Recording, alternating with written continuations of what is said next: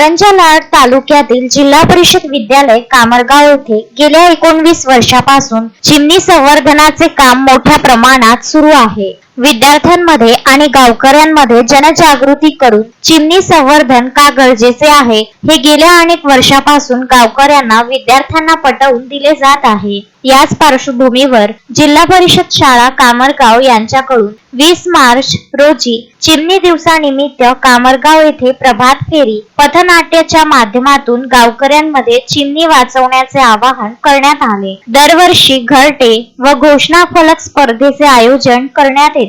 या माध्यमातून विद्यार्थी सातत्याने चिमणी संवर्धनाचे काम करीत असतात। चिवचिव मंडळाच्या माध्यमातून आम्ही चिमणी संवर्धनाचे अनेक उपक्रम शाळेत राबवित असतो।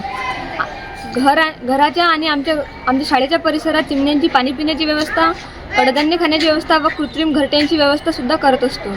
शेकडो चिमण्या शाळेच्या परिसरात येऊन पाणी आणि कडधान्याचा आस्वाद घेतात। हे बघून आम्हाला सुद्धा खूप आनंद होतो।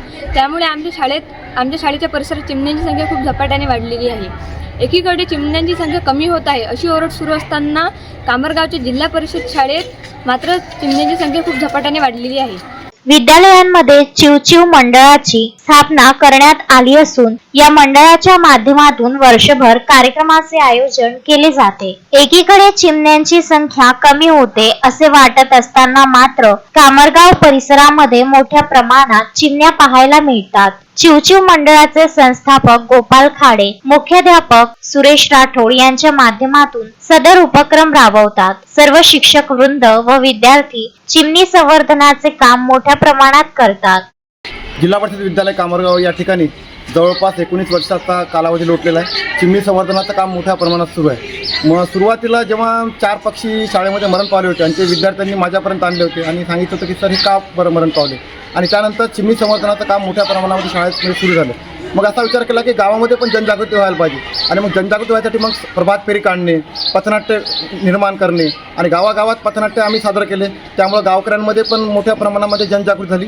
कामरगावच्या परिसरामध्ये शाळेमध्ये येणारे विद्यार्थी आहेत जवळपास 20 गावांचे आहे आणि त्यामुळे 20 गावांमध्ये सुद्धा आता हा चिमणी संवर्धनाचा उपक्रम फार मोठ्या प्रमाणात सुरू आहे। मी पर्यावरणाचा घटक आहे व मी पर्यावरणाचे काहीतरी देणं लागतो या उदात्त भावनेतून मंडळाची स्थापना करण्यात आलेली आहे। शाळेच्या परिसरात मोठ्या प्रमाणात चिमण्यांची घरटी व पाणवठ्याची व्यवस्था करण्यात आलेली आहे। तसेच गावातही ठिकठिकाणी पाण्याची, कडधान्य खाण्याची व्यवस्था चिमण्यांसाठी करण्यात आलेली आहे। आमच्या जिल्हा परिषद विद्यालय कामरगाव येथे तब्बल 19 वर्षापासून चिमणी संवर्धनाचं काम आम्ही करतो आहे।